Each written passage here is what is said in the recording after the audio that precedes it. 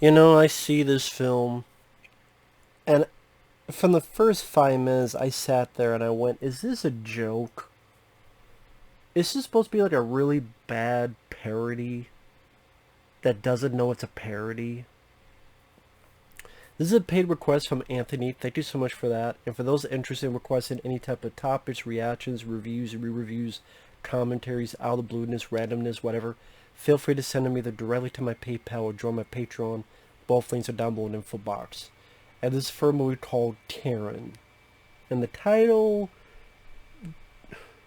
the first 5 minutes, the first scene is the words Black Lives Matter on uh, on the ground, and some white woman pours water on it to clean it up, wash it away, and that's the first scene in the movie.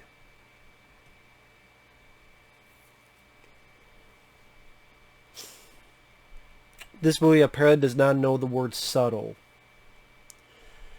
The plot is about a couple who happens to be black that move in.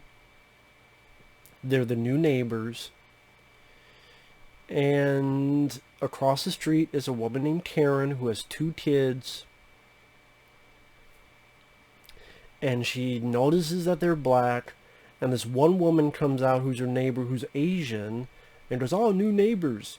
And they're black. Glad we have diversity. I'm like, you're Asian. But I guess you're glad. Wouldn't you be glad with yourself with diversity? You're Asian, but whatever. So the white woman, Karen, this movie every 5 minutes reminds us of people's races. Because the black couple, literally one of the first sentences they say is, who would have thought us living in a white neighborhood? You are a strong, intelligent, and woke black man, and that's why I love you. This is literal dialogue. You are a strong, intelligent, woke black man, and that's why I love you. That's why I sat there and went, is this a parody? Is this a joke? By Superman shit. Is this a joke? Is it a joke? This is ridiculous. This is stupid. Because it's so blunt, so obvious, so cartoonish. It becomes cartoonish that you can't take any of his messages seriously. Because how buffoonishly cartoonish everything gets. This is like a crappy version of Lakeview Terrace with Sam Jackson.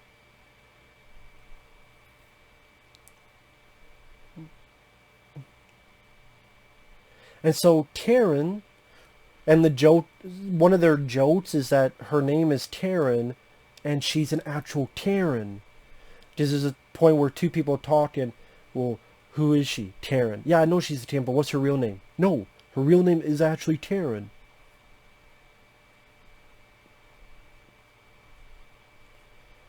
And like one of the first things Taryn says is, "Oh, they left their trash out on the curb. Not a good start." I'm like, "Yeah, you're telling me about not a good start, because it don't have a good finish either, or good middle, or good beginning." There's a fucking point where the guy goes into Taryn's fucking home to wash up, and Taryn has a fucking, okay, imagine one of those lotion, bottle lotions, hand soap, whatever. There's a fucking Confederate flag on there. Again, the people made, I don't care who the fuck made this. No one knows subtlety. Acting wise, dialogue wise, writing wise, no one knows shit about subtlety. Black, white, pink, polka dot, I don't give a fuck. This is not good storytelling. I get what issues you're bringing up about race, equality. This is comedic. Was not meant to be comedic. You're talking about a serious issue, but you're doing it in such a blunder-headed, as subtle as a sock of quarters smacked in your face, leaving it a broken, bloody mess. It's like, do you get it now? Do you need another? Do you need that nose re-broken again? Fixed and broken again? Do you need your jaw broken? Do you need your head examined? Sometimes the dialogue here sounds like something. There's a little piece of dialogue. Oh, this sounds like something out of SNL. More like Black Mirror. And the acting, the woman playing Taryn is comedic in her performance. It's over the top, twitching, and the way they have scenes where she literally has cameras. She has her, like a fucking booth with multiple cameras staring at it, with moody lighting, looking and watching, just staring off. And the music's like dun dun dun dun dun. Dun. It's like comedy. This is like an SNL sketch.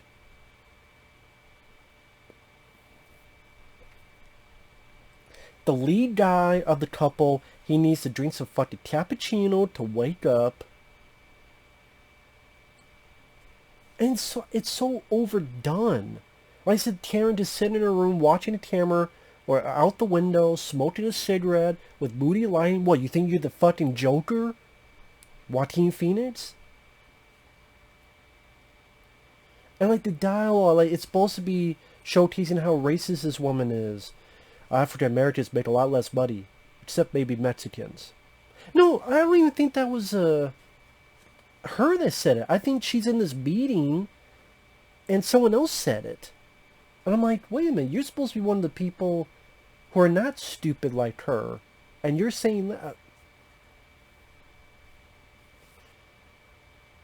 And the door swings, like, on both sides, everything's comedic. And everything just over the top, and everything just as subtle as a fucking foghorn in your eardrum.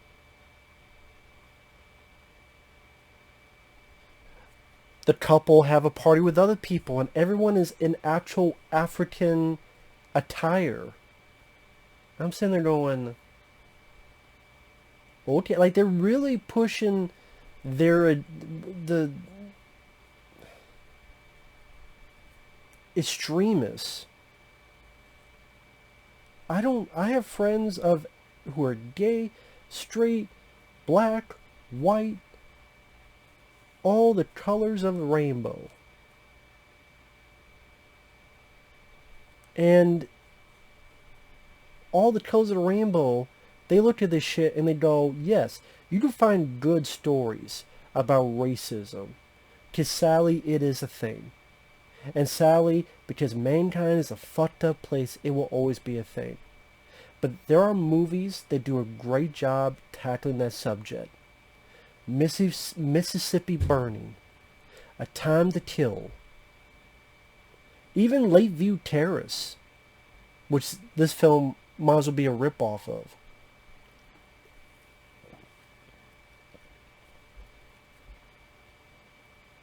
As much as people don't like Get Out, I like Get Out. I thought that was, hell, even that was more subtle than this.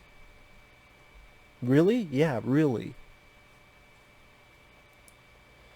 Star Trek, back in the day, would tackle this subject. There was an episode of Star Trek where one person was, well, I think like, one color was this, one color was this, the other alien seemed the same, but the colors were switched. And the crew of Star Trek didn't understand why one was trying to kill the other. Because they didn't see, differences, and it was supposed to be... That was a take on racism. There's many movies, TV shows that deal with that. But when you make it such of an overdone, overbloated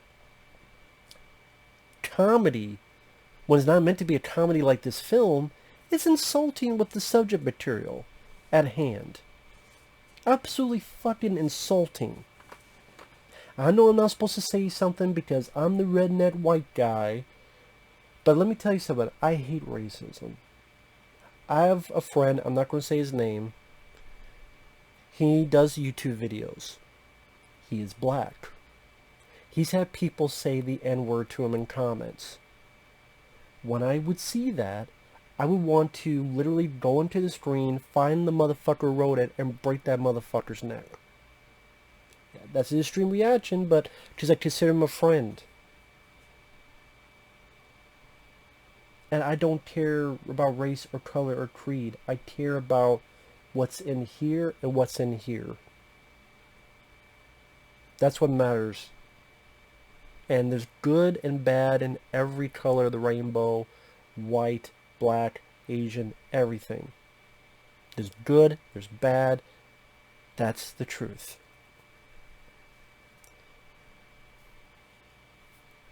I did making a movie about someone who is racist. There's been plenty of films about racist. There's plenty of films out there. And you want to make another one, you have to do it well. This does not do it well. When you get to a point where, okay, we ain't running from her. Okay, but then they go, we ain't running from white people. Okay, talk about her, the character, but then you go, we ain't running from white people. Okay, so now I went from her to all white people. You're supposed to be the protagonist. Taryn is the racist piece of shit. But sometimes the way the other characters react as if they hate white people. I mean, that's not the right writing you're trying to catch, I'm sure, writer and director.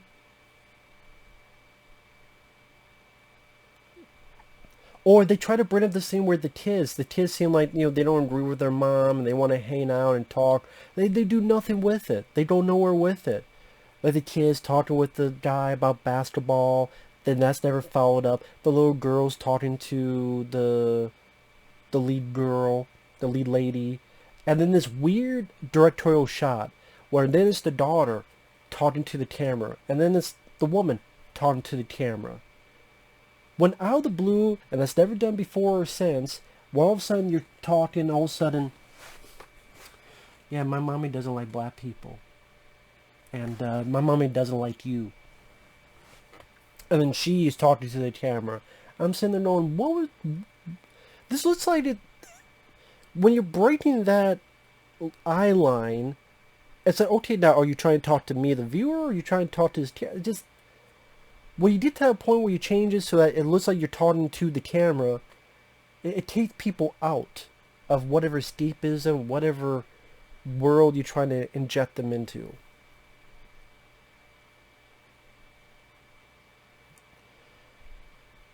But throughout the story, she gets 3 people arrested.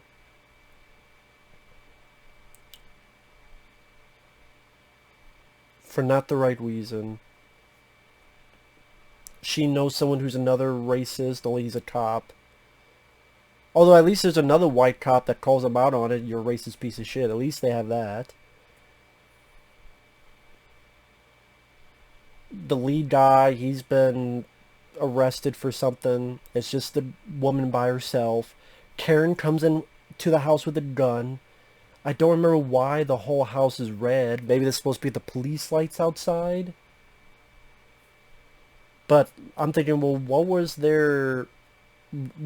were they going to do?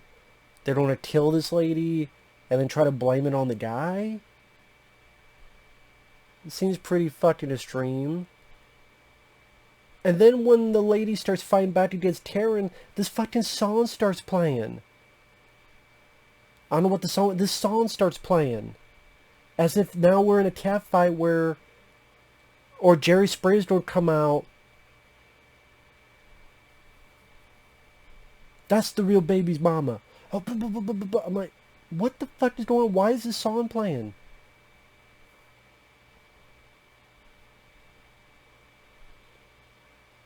And then the one good cop shoots the bad cop. The lady shoots Taryn in the head. And then there's a press conference with a guy playing a trumpet And they're talking about how being marginalized by certain law enforcement, and there's pretty much a lot of people who are black look at the camera saying we need to stop this. I don't know why there's a guy playing the fucking trumpet. I don't know why. Like, there's a trumpet playing in the background as if he's Louis Armstrong or something. I don't know what the fuck. And here's the thing. When people review these films, they're worried about reviewing them because anything they say or will be taken out of context and they'll be called racist, but then they don't actually listen to what they're saying. But I mean, I've been called racist many times, even though one of my favorite films, which someone sent me this because they know that. If you know who this is and where it's from, props to you. But, I've been called racist every step of the way, so. I look at someone for the reality of who they are in here and here, because that's what matters most.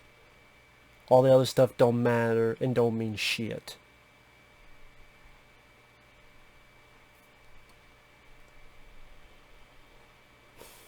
So it's just one of those things that if you're going to do this, and are you making a sincere effort to tell a story about this, or are you piggybacking on something to try to get some either brownie points, sympathy points, some other kind of stuff, and you do a shit job of it, but even though you did a shit job of it, you go, oh, please, please love us, give us an A+, because this is what it's about. Okay, I get what it's about, but there's plenty of other films that have done that, and done that well. Done that well.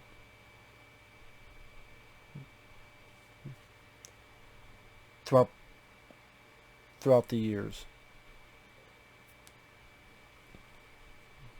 There's been many movies about how people are judged based on the color of their skin that meant well, but they also did their jobs well. This was buffoonery, cartoonish. It remind you every 5 minutes, we're we're in a white neighborhood, and you're a strong black wolf man, and that you're a strong black woman. Like, they literally, like, how about you're a strong woman? Why do you have to type yourself? I'm looking at you as a woman. I don't care if you're black or white. You're a woman. You're a woman. Do people actually go and say, man, imagine if it was flipped. Oh, you're a strong, bold white man. Yeah, and you're a beautiful white woman. Do people talk like this when they're a couple? Or, okay, if anyone out there who's black, you answer me this. Do you walk up to your husband and go, you're a strong, bold black man, and you are an intelligent black woman? That's what I'm talking about. Like, who the fuck wrote this? What the fuck's going on? Like, what the fuck's going on?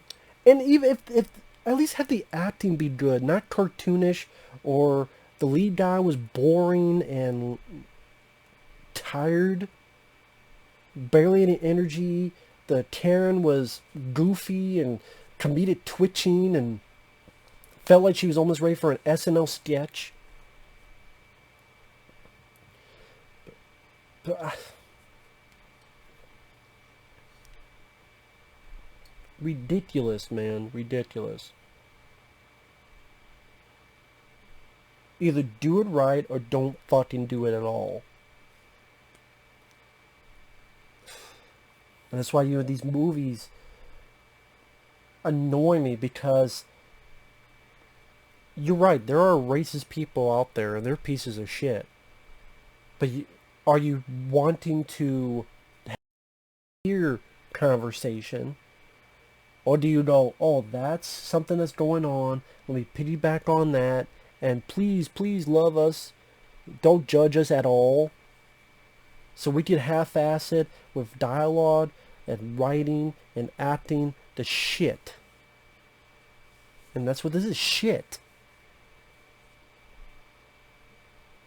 Even at an hour and 20-some minutes, it still felt long.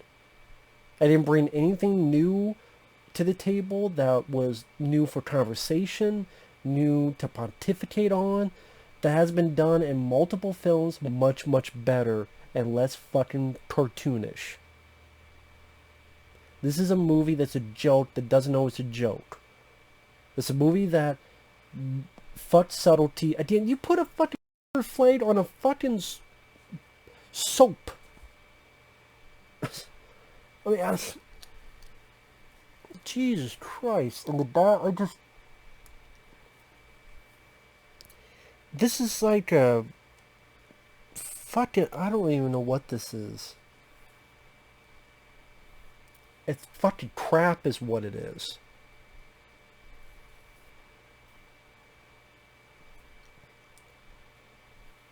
Harold and Kumar Go to White Castle was more smart and funny. Well, that's meant to be funny. It was smarter and better written on how I handled racism than this movie. And that's a pot smoker comedy where two guys go to find a fast food place. It's also one of my favorite comedies. Harold Kumar Go to White Castle did a better job writing subtlety about racism than your fucking movie. Think about that, makers of Taryn. Maybe you should go watch Harold Kumar Go to White Castle and study how to write that, because they did a better job than fucking you did. Let alone, again, go watch A Time to Kill. Go watch Mississippi Burn. He mentioned that those are two solid. Go. The list goes on and on.